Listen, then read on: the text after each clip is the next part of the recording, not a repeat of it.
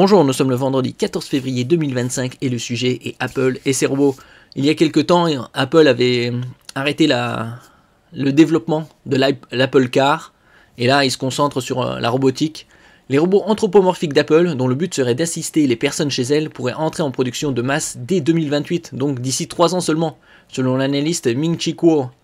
Je vous avais parlé précédemment dans d'autres vidéos sur la robotique, des entreprises telles que Unitree chinoise, qui sont de plus en plus humaines au niveau des mouvements et de la réactivité, et pour des prix aux alentours de 20 à 25 000 $.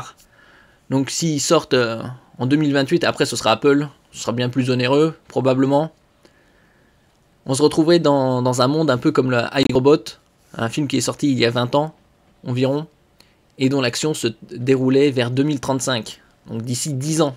Peut-être ce sera déjà le cas vers 2030, un peu plus tôt.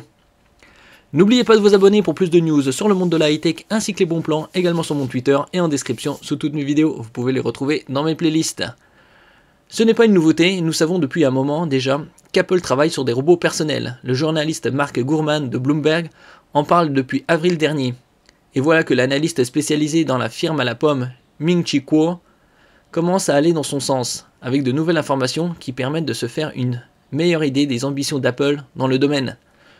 Donc déjà, si on compare les iPhones et autres produits Apple par rapport aux smartphones de la concurrence et les robots par rapport à Unitree par exemple qui sont dans les 20-25 000 $, ce genre de robot humanoïde serait probablement dans les 40-50 000.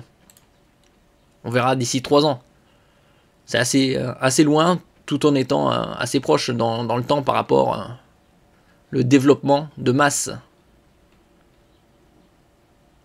Une production de masse dès 2028. Tandis que l'industrie débat des avantages des conceptions humanoïdes par rapport aux non-humanoïdes, les vérifications de la chaîne d'approvisionnement indiquent qu'Apple accorde plus d'importance à la manière dont les utilisateurs perçoivent les robots plutôt qu'à leur apparence physique.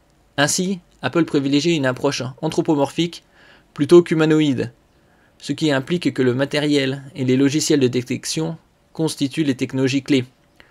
Commente Kuo sur X.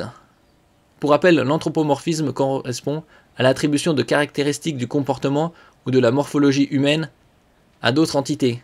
Par exemple, Sonic est un personnage de jeu vidéo anthropomorphique.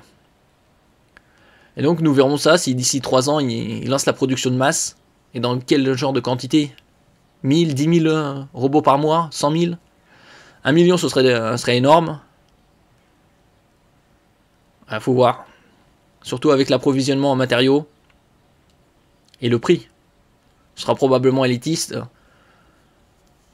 Si on a déjà des robots dans les 20-25 000 $ actuellement, Apple 2028 sera probablement dans les 40 000. Tout dépend des fonctions, probablement des upgrades via des mises à jour. Merci pour votre écoute et à la prochaine.